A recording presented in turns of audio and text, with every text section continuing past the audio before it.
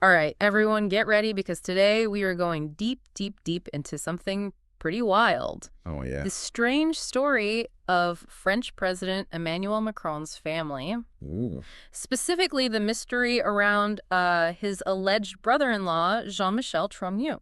Okay. So to figure all this out, we'll be looking at Candace Owens' YouTube series, Becoming Brigitte, Oh, which uses public info about the Macron family. interesting. She found some pretty interesting things, like confusing family trees, missing photos, name changes, and even a possible connection to the Rothschilds. Whoa. So are you ready to go on this deep dive into the unknown? Absolutely. Let's see if we can make sense of it all. Let's try. So let's start with the basics. Who are the key players here? Well, obviously, we have Emmanuel Macron and his wife, Brigitte Macron. Right. And then there's Brigitte's family, the Trogneux family. Trogneux. Yes. And, of course, the mysterious Jean-Michel. Right, and right away, what's strange is how little Macron talks about his own biological family. Yeah, that's one of the things that really struck me right away. Yeah. You'd think someone so public, like a president, would talk more about their family. Yeah. But there's not a lot out there. Yeah, his autobiography hardly mentions his parents or siblings. Huh. It focuses way more on Brigitte and her family, the Trogneux. Interesting. And when he does talk about his family, it's mostly about his grandmother, Minette. Okay. And even then, there aren't a lot of photos of her. Wow. I mean, it's fine to be close to your grandma, but it's kind of odd how little he talks about everyone else. It is a bit strange, yeah. Yeah, and this all kind of ties into the whole Jean-Michel Trogneux mystery.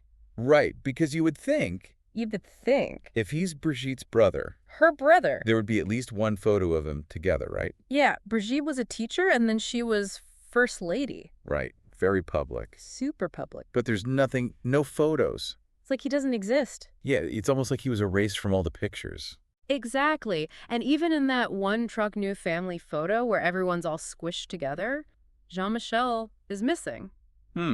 That's odd. And the fact that we can't find photos isn't the only weird thing. What else is there? The Trogneux family history itself has holes in it. Like what? Well, their story about being chocolate makers doesn't add up. Oh, really? Well, all these different stories about how long they've been in the business.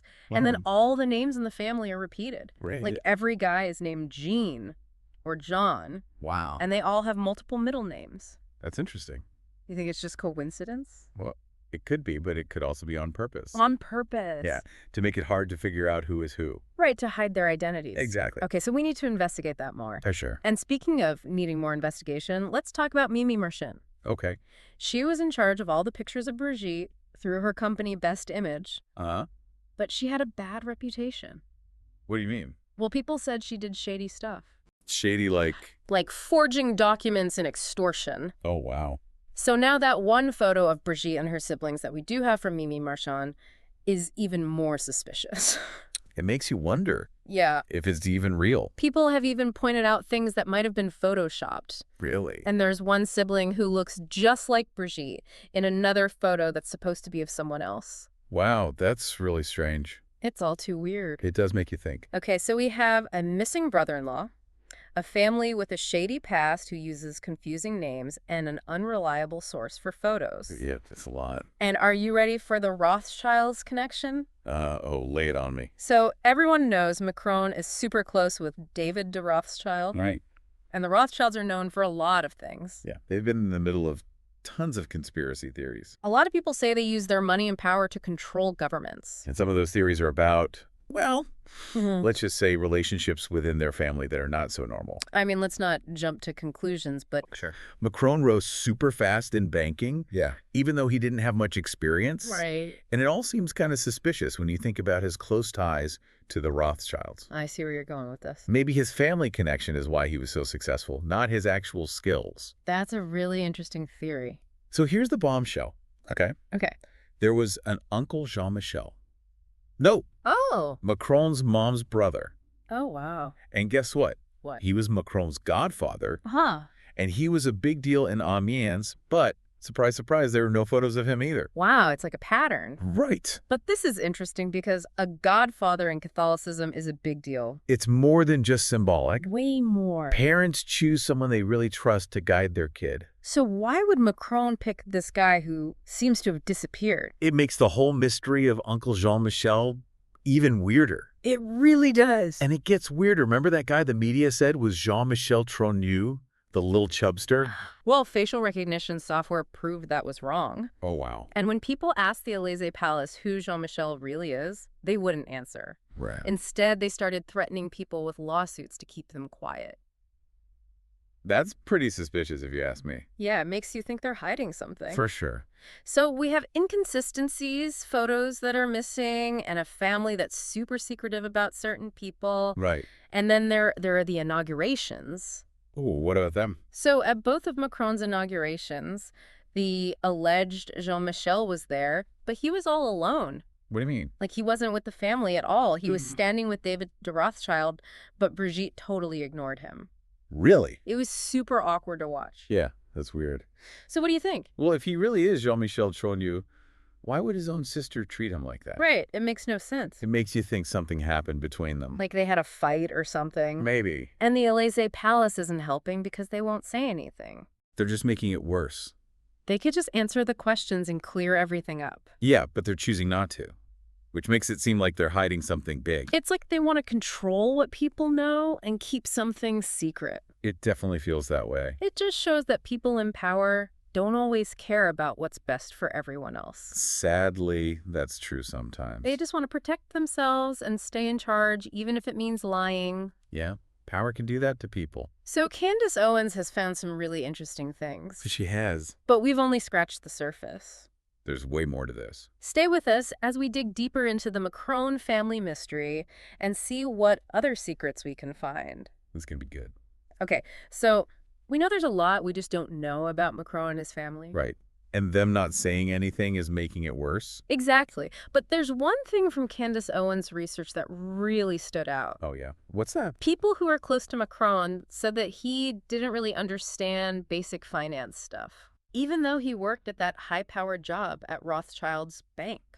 That's pretty interesting. It's a big red flag, don't you think? Definitely. It makes you wonder how someone could get so high up in finance without knowing the basics. Right. You would think you would need to know that stuff to be successful. Yeah, you'd think. It almost makes it seem like his connection to the Rothschilds was more important than his skills. Like maybe his family ties are what really helped him. Exactly. And if he's really related to the Rothschilds by blood, then it makes the Troigneau family secrecy even weirder. Yeah. Maybe they're not just private. Maybe they're hiding something way bigger. Like a secret that could affect Macron's whole presidency. I know it sounds crazy, but that's what makes this so interesting. It's like a movie. Right. But even if we forget about the Rothschilds for a second, all the other weird stuff with the Troigneaux is still there. Like what? The way they use the same names over and over again, and how they don't have any photos, and how it's so hard to find any information about them. All of that makes it seem like they're trying really hard to hide. Yeah, it's like they're creating this whole mystery around themselves. Exactly. It makes you wonder what they're so afraid of. I've heard people say they're just really private. But that doesn't really make sense. Not when you add in all the other stuff. Right. The Rothschilds' history, the missing brother-in-law, and how angry the Élysée Palace gets when people ask questions. It all feels like there's something much bigger going on. It's hard to ignore all of that. But we have to be careful. Of course, we don't want to just make stuff up. Right. But one thing I do think is really important is Macron's baptism. Oh, yeah. Why is that? It's already kind of weird that he decided to be baptized when he was 12. Right. Most people do it when they're babies. And then he chose his uncle, Jean-Michel, as his godfather.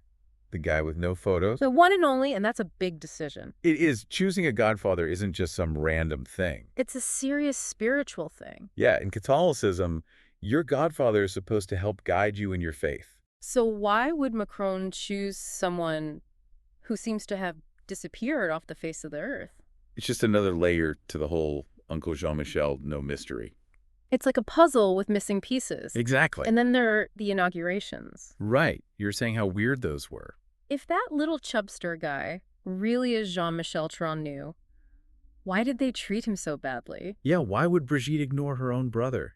It doesn't make sense. And Macron seemed uncomfortable too. Like he was trying to pretend Jean-Michel wasn't even there. You can totally tell from the videos, it doesn't look like a happy family reunion at all. More like they're all trying to pretend they don't know him. It makes you wonder if something happened between them. Like maybe a big fight that we don't know about. It's possible. Or maybe it's something else entirely. Yeah, we're only working with the information we have. True, but the Élysée Palace isn't helping by being so secretive. Nope. They could clear everything up if they just answered our questions. But they're doing the opposite. They're threatening people with lawsuits to shut them up. That's not a good look. It just makes them seem even more suspicious. Like they have something to hide. Their actions speak louder than words. Totally. They're trying to control the story and stop anyone from questioning them. It's a classic power move. It shows that people in power don't always have our best interests at heart. They often care more about protecting themselves and staying in power. Even if it means hiding the truth. And that's why it's so important to have people like Candace Owens out there. Absolutely. And Xavier Poussard, too. And all the others who are asking the tough questions and challenging the official story. They're the ones who keep those in power accountable. They make sure that the truth eventually comes out no matter how hard people try to hide it. They're like the internet's detectives. I love that. Sifting through all the noise and lies to find the truth. Especially nowadays when information is so easy to manipulate. Their work is so important. It encourages all of us to be more critical thinkers and not just believe everything we hear. Exactly. We don't have to just accept what we're told. We have the power to look for the truth ourselves. So what are your thoughts so far? What stands out to you? What parts of this mystery are the most interesting to you? This isn't just about some foreign president and his family drama. It's about power and honesty and the importance of finding the truth, even when it's hard. It's about all of us holding those in power responsible and demanding answers. It's a reminder that we all have a voice and we need to use it. To speak up for what we believe in, even when it's difficult.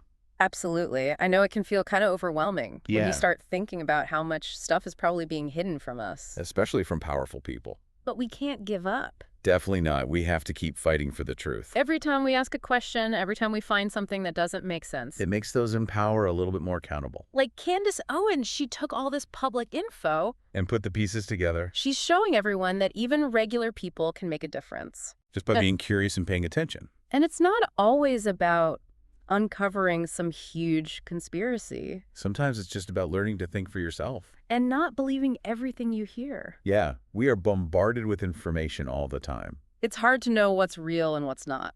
That's why this deep dive into the Macron family has been so interesting. It's shown us that even small things can be important clues. Like a name that keeps popping up or a photo that's missing. It's like we're detectives Exactly. looking for clues and trying to solve a mystery.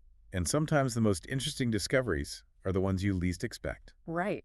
Who would have thought that looking into Macron's family would lead to all this? All these crazy family trees and Rothschild connections. And a brother-in-law who seems to have vanished. This whole thing has been wild. It's been a crazy ride. And we might never know all the answers. But it's been worth it. Definitely, it's made us question everything.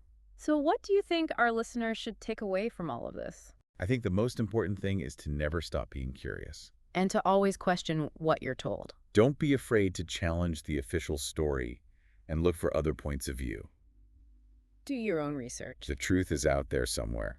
But you might have to dig a little to find it. And who knows? Maybe one of our listeners will find the missing piece of the Macron family puzzle. That would be amazing. It's amazing how much we can learn if we just keep asking questions. Never stop exploring. That's what makes life interesting. So keep digging, keep questioning, and never give up the search for the truth. That's right. And remember, the truth is often closer than you think. Hidden in plain sight. Thanks for joining us on this deep dive into the Macron family mystery. It's been a pleasure. We'll be back soon with another fascinating look into the unknown. See you then.